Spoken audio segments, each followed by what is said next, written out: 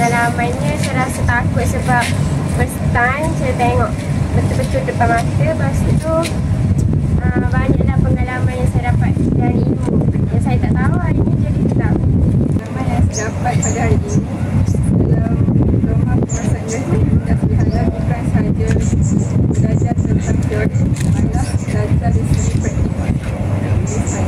Saya rasa saya gembira sebab saya dapat melakukan secara live yang apa saya belajar dalam kelas dengan dibimbing oleh pensyarah di College Unity Kota Baru ini.